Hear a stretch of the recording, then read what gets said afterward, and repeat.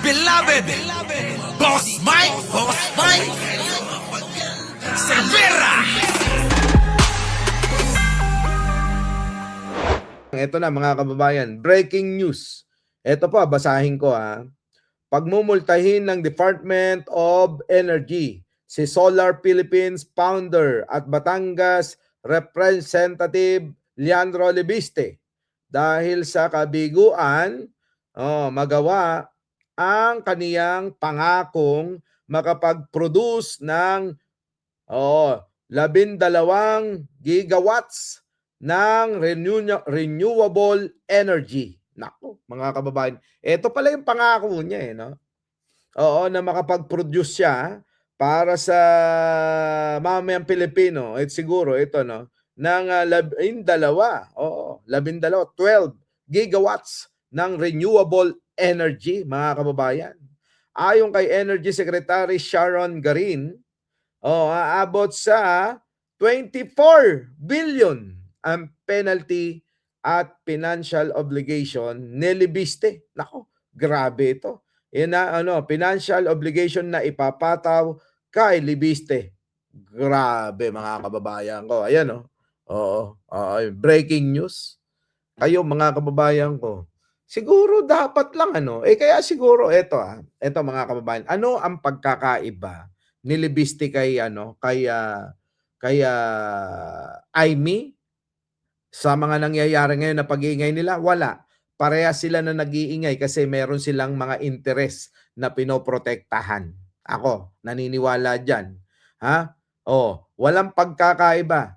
Si Aimee, si Libiste, pareha sila na merong pinoprotektahan na interes nila. Si Libiste, pinoprotektahan niya yung interes niya, baka yan na nga masilip yung pong mga kalokohan o pangungurakot sa kwarta ng bayan. Ay biruin ninyo mga kababayan ko, binigyan ng prangkisa. Libre ho yun siguro kokonti lang ho yung binayad doon. Ano po? Tapos po ngayon mga kababayan, pagkabigay ng prangkisa ng gobyerno, dahil sa pangako nga na magbibigay ng 12 gigawatts, mga kababayan, walang na-deliver Hindi na ibigay. Tapos ngayon, mga kababayan ko, binenta. Yung 60% ng kanyang prangkisa dito naman kay Manny Pangilinan. Isang super tycoon yan, di typhoon. Super tycoon, super businessman ito na sobrang yaman. Di ba? Tycoon, businessman, sabi nga nila. Mga kababayan ko, syempre, 24 billion sa mga mayayaman na yan. Kayang-kaya.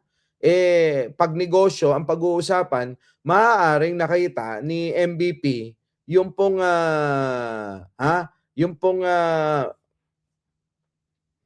nakita niya na maaaring may potensyal na kumita siya ng mas sigit sa kanyang ibabayad na 24 billion. Di ba mga kababayan ko? Nako, ewan ko na lang. Di ba? So ngayon, mga kababayan ko, dito naman sa dito naman sa prangkisa nga na ibinenta kay Manny Pangilinan. Magkano ho kinita? Yun ang tatanungin natin. Magkano ho ang kinita sa pamamagitan ng laway-laway lang? Laway-laway lang ho, mga kababayan. At sa pakikipagkutsabaan ni Duterte, yung dating presidenteng matanda na nakakulong, mga kababayan ko, 30 billion binenta. Ang daming pera, mga kababayan, napakaraming pera. Di ba? Grabe na. Kayo, mga kababayan ko, paano na? Pansinin niyo si Lord Troy, mukhang kailangan na yata ng baon. Di ba mga kababayan ko? Ngayon, anong pagkakaiba kay Aimee? Si Aimee, ganun din. Meron ding interest na pinoprotektahan. Di ba? Wala silang pagkakaibang dalawa. Lahat sila, mga kababayan, yung interest lang, yung mahalaga. Hindi na ho interest ng bayan ang kanilang gusto, kundi yung interes para sa sarili na lang nila. Kaya nga ngayon mga kababayan, hindi na yata tayo makakahanap ng katulad ni Andres Bonifacio, Jose Rizal, na mga bayani natin na handang ialay ang kanilang buhay. Hindi ho dahil sa pera. Yung pera nila, ginamit nila para tumulong sa pakikipaglaban sa mga dayuhan. Pero pong itong mga ito, lalong dinadagdagan yung kanilang mga pera sa pamamagitan ng pang-aabuso sa kapwa nila Pilipino. Ay nako, mga kababayan ko. Nakakasuya na rin minsan, nakakasuya na yan. Nako, mga kababayan, kayo ba? Tingin nyo meron pa bang mga politiko ngayon na ang interes ng taong bayan ang mahalaga, maliban kay Pangulong Bongbong Marcos, ha? Alam niyo mga kababayan, meron nga akong nakausap, ayaw na ho ng pera ng mag-asawa. Ayaw na. Oo. Hindi na yan. Hindi na yan na pera ang pinag-uusapan, kundi yung maiayos nila ang problema ng bansa. Ay kita nyo naman, tulad niyan, yung usapin ng flood control mga kababayan, no?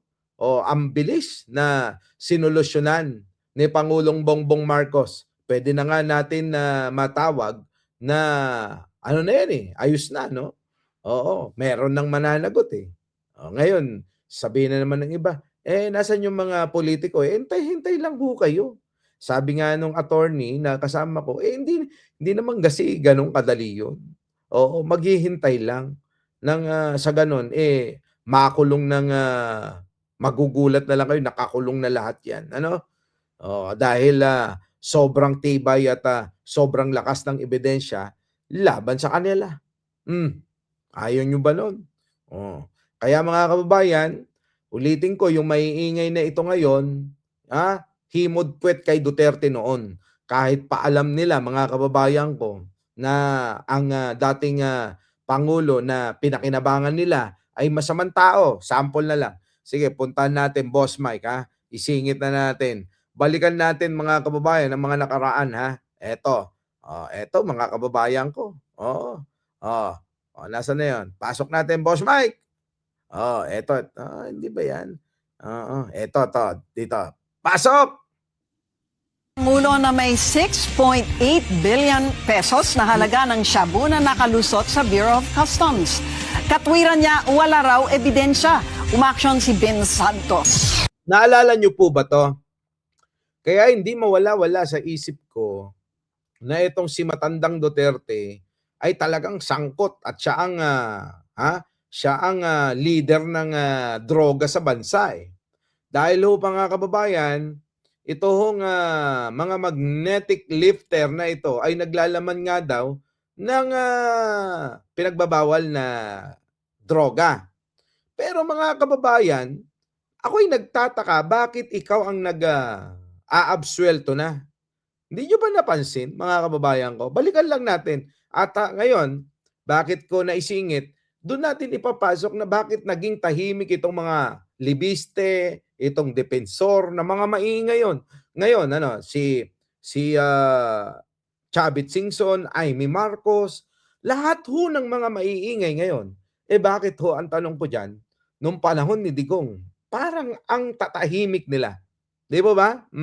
Pakinggan natin. Hindi naman naniniwala ang Pangulo na may 6.8 billion pesos na halaga ng shabu na nakalusot sa Bureau of Customs.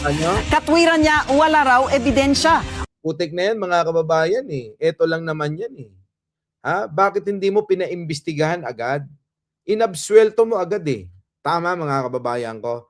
Halimbawa po ako, meron pong isyong ganun. Di ba dapat paimbestigahan mo? Bakit tila ba nagmamadali ka na ikaw na mismo na presidente ang umabsuelto diyan sa usapin na yan? Tama ba? Ito, napakaliwanag na po nito Napakaliwanag na talagang meron hong kinalaman si Digong. Ano po?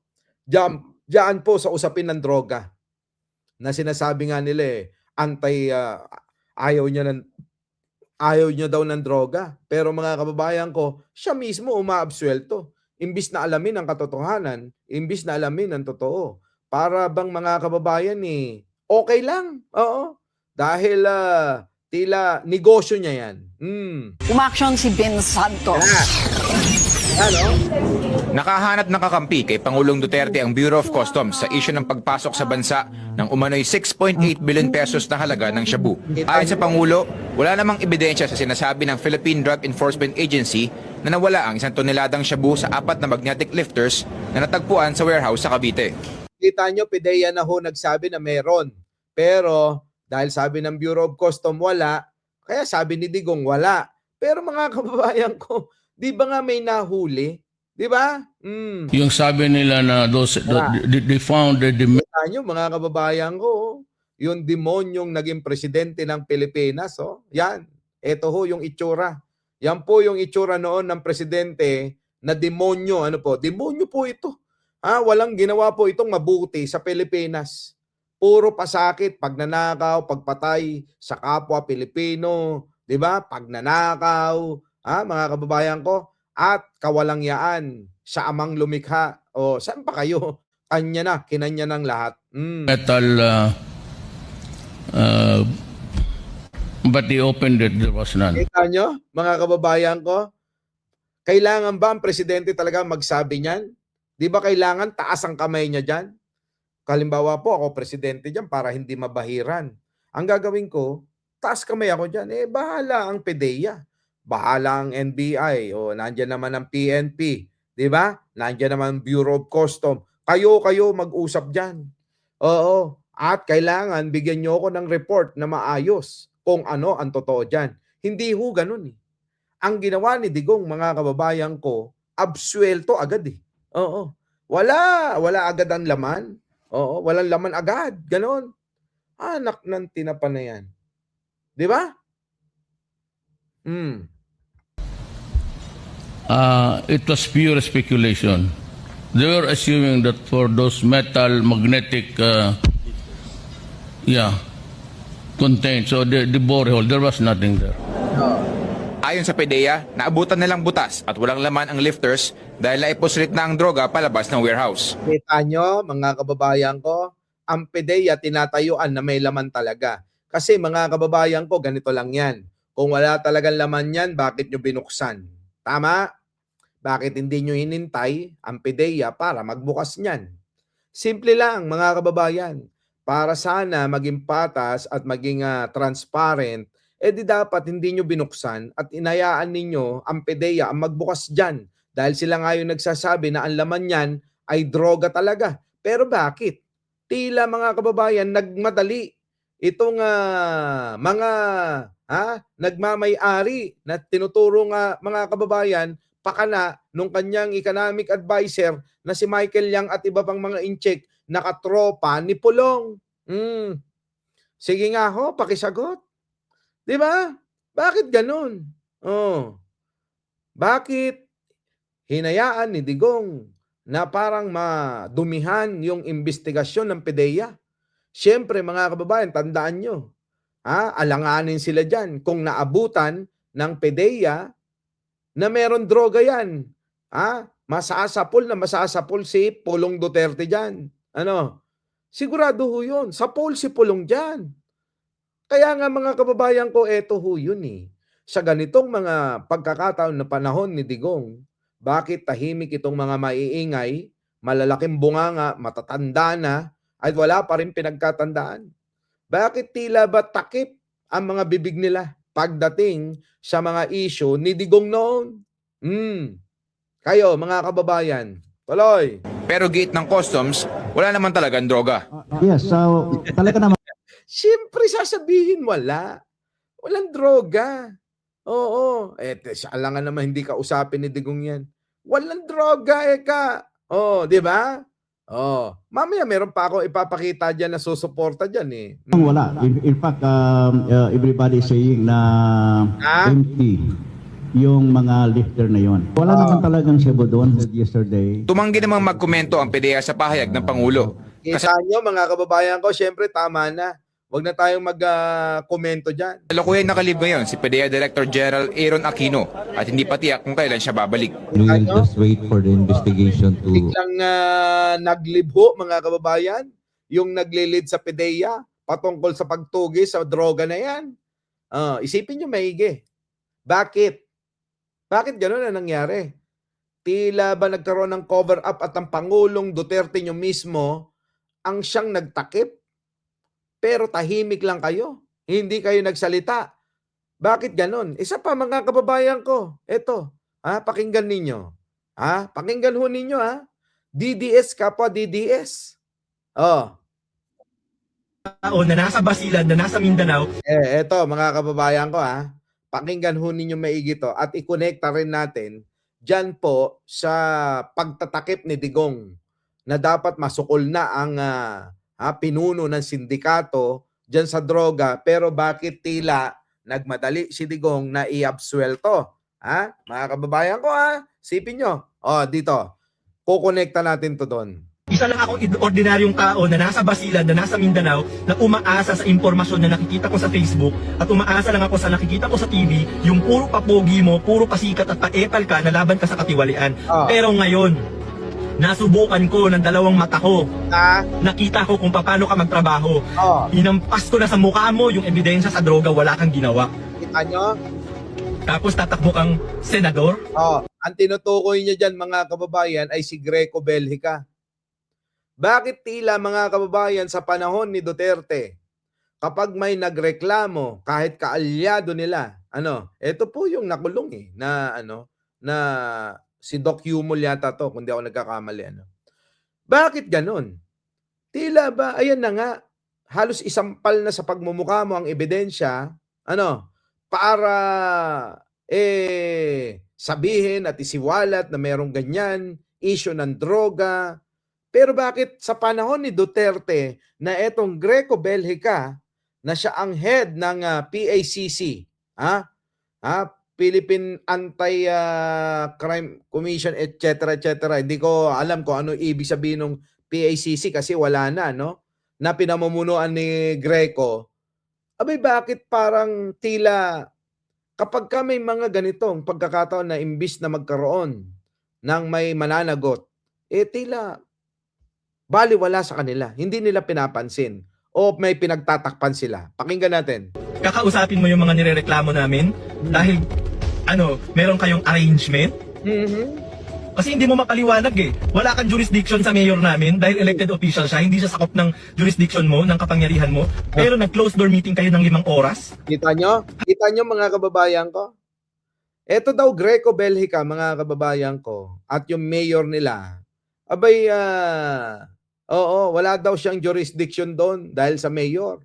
Pero mga kababayan, anong ibig sabihin nun? Bakit kayo nag-close door ng 5 oras? Mukhang mahaba-haba yung negosasyon, mga kababayan. Mukhang mahaba-haba yung negosasyon ni Greco Belhica at etong mga kababayan, mayor. Ewan ko kung sa Basilan yan o kung saan, Ano nangyari sa loob ng meeting na yon? Ay, dahil ba sa meeting na yon, hindi mo inaksyonan yung ebidensya ng droga na binigay ko sa'yo? Na pinapasumbong ko sa'yo sa Pangulong Duterte? Hindi nga Malamang, eto na mga kababayan ko Ano sabi niya? Bakit hindi mo inaksyonan, Greco, yung pinasusumbong ko sa'yo kay Duterte na Pangulo noon? Bakit? Baka nga sinabi ni Duterte. Baka naman nagsabi etong si Greco kay Duterte na, Mr. President, may sinusumbong si Doc Yumol na ganito, ganyan. Saan yan? Sa Basilan. Baka kaalyado, baka kasama sa sindikato ni Duterte. Kaya, ang sinabi, absueltohin mo yan. Huwag mo nang palabasin yan. Hayaan mo si Doc Yumol. Hindi kaya ganon nangyari, mga kababayan ko? Di ba? Hindi kaya ganon. Tapos, etong isa pa. Sa mga malalaking tao na sinusumbong namin sa'yo, lagi mong sinasabi wala kang jurisdiction. Kita Ito nyo? mga malalaking tao na sinusumbong ng taong bayan sa'yo, bilyon-bilyon, milyon-milyon ang kinukurakot sa gobyerno. Kita Pero ang ginagawa mo, kinukuha mo lang yung ebidensya, tapos sasabihin mo wala kang jurisdiction, ipapatawag mo ngayon yung tao. Oo. Pero doon sa fixer ng LTO, na naka-televise pa, hinuli mo, may pabunot-bunot ka pa ng baril na feeling mo ikaw si Coco Martin sa ang probinsyano na action star ka. Ah. Ano, may jurisdiction ka ba sa fixer? Oh. 'Di ba wala? Hindi ka naman Oo pulis nga. eh. Tama. Puro lang ano yan si Greco, no? Kaya pala walang maipakitang napanagot ito eh. Ha? Ano ba, Greco? Ano ba ginawa mo sa mga yan, sa mga sinusumbong sa'yo? Ha? Eto si Yumol po, si Doc Yumol ito supporter din ng mga Duterte. Pero teka, parang tila walang ginawa. Di ba, mga kababayan ko? Ano nangyari? Biruin mo, pagdating sa fixer, may pabunot-bunot ka pa ng barel. Pagdating sa mga malalaking mga sindikato na bilyon-bilyon ang ninanakaw sa gobyerno, abay takot ka o pinagkakwartahan mo sila. Nagtatanong lang ako, Greco, hindi kaya pinagkakwartahan mo lang sila? Dahil tila walang nangyayari, Nagkapera ka ba sa kanila? Yan. Sabihin na natin, oo, mali, fixing yung ginagawa ng matandang babae. Pero, maliit na tao lang yun, Greco. Simpleng fixer lang yun na matanda, yun lang yung kinabubuhay niya. Kita mo. 1,000, 2,000, 3,000 sa isang araw, yun yung kinikita ng matanda. Talagang pinag-aksayahan ng oras na i-read mo yun, hulihin mo. May Kita mo. Kapal talaga ng mukha ni Greco. Yun lang pala yung napanagot mo. Fixer.